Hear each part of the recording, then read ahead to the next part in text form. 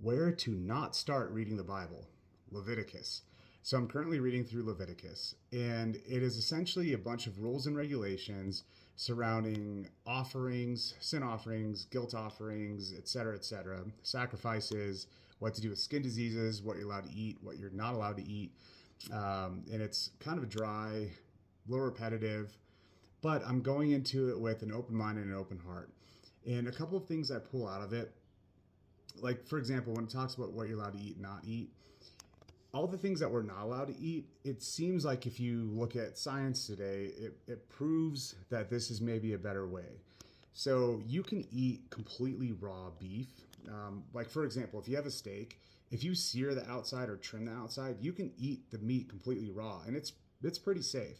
But if you eat uncooked pork, there's a high likelihood that you get sick.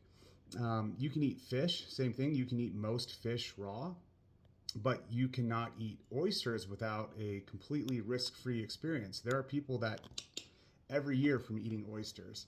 So it's interesting because there are definitely some truths and reasons behind these rules and regulations that if you dive deep enough, you'll find them. And like you're not allowed to eat camels. I don't know why. Like if you eat camels, is it risky? I don't know. We don't have camels over here, but it's intriguing. All that to say that the rest of the time I'm reading, I'm very cynical.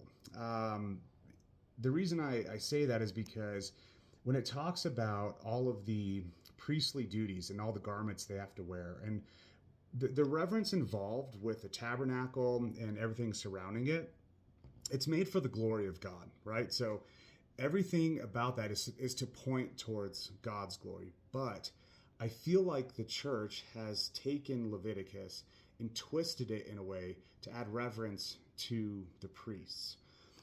So an example of that is through one of the offerings. I think it's the guilt offering. Any like specific parts of the animal are left specifically for the priests so that they can eat, and it's a way to take care of the priests for the duties that they're doing because they're spending their time dealing with this instead of out working other jobs, earning a living, etc. All good things, right? Like that's a good way to handle it. I mean, we have that in modern day churches with parishes and obviously salaries for our church leaders.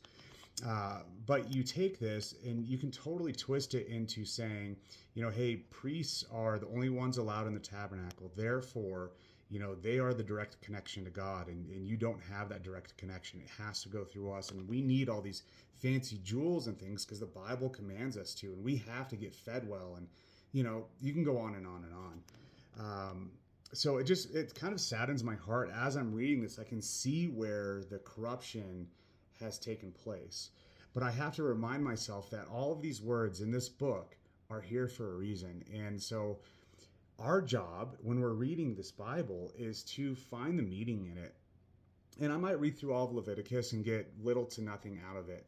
But as I go through the rest of the Bible, I'm really hoping that as we catch glimpses of what Jesus says, I know he refers back to Old Testament all the time. And so I'm just going through expecting that, hey, I'm going to read through another section, be like, oh, that's right, in Leviticus it said this, and oh, it totally makes sense now.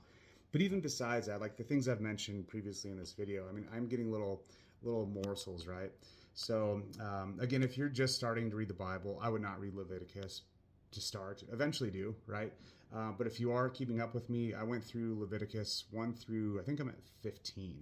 So try to keep up with me, and if you guys have any thoughts or enlightenment on what Leviticus is talking about, I would be glad to hear. Otherwise, we're going to keep going, and I plan on finishing Leviticus soon because, frankly, it's boring. I want to get through it, but hopefully I get some more morsels out of it. That's all for now. We'll catch you guys soon.